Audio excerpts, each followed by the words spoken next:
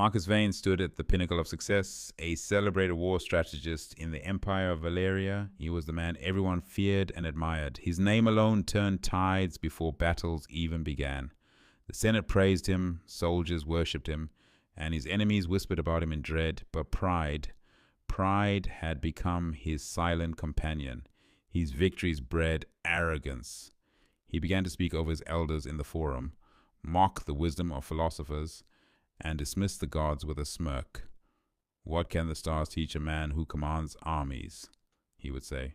One evening, an old Stoic philosopher named Lucan approached Marcus outside the Senate hall. "You walk like a god, Marcus," Lucan said, "but even gods can fall."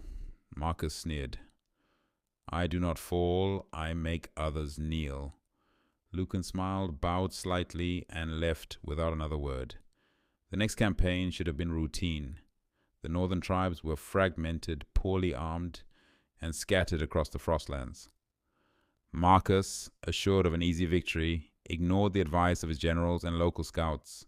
He marched boldly into unfamiliar terrain, confident his presence alone would break them. But pride is a poor shield. The tribes, united under a cunning chieftain, lured his army into a narrow valley, snow-slicked and surrounded. By the time Marcus realized the trap, it was too late. His vanguard was crushed beneath a hail of boulders. Arrows rained like a storm, and cries of the dying echoed through the ravine. Marcus was forced to retreat, wounded, ashamed, and humbled. When he returned to Valeria, he was not greeted with applause, but silence. Whispers followed him. The Senate began questioning his judgment. The soldiers who once hailed him now looked away. Worse, Lucan was waiting. Marcus, now stripped of his pride, approached him with weary eyes. "You warned me." Lucan said nothing at first. Then he handed Marcus a worn scroll. It read, "The wise man never calls himself wise. He never declares himself victorious until the war within is won, and even then he speaks in silence." Epictetus Marcus clenched the scroll. "What am I now, Lucan? A relic? A fool?" "You are neither," Lucan replied. "You are simply human." That night, alone in his villa, Marcus stared at his reflection. Gone was the glint of superiority. In its place, a quiet man, scarred by ego and reshaped by loss. Months passed. Marcus withdrew from the Senate, from fame, from the world that once crowned him king of conquest. But he didn't disappear. He transformed.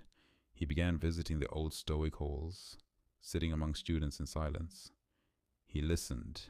He meditated. He served the city in small, unnoticed ways, helping rebuild homes for the poor, offering guidance to young commanders without taking credit. He studied the lives of Zeno, Seneca, and Aurelius, not for fame but for clarity. His former enemies noticed the change.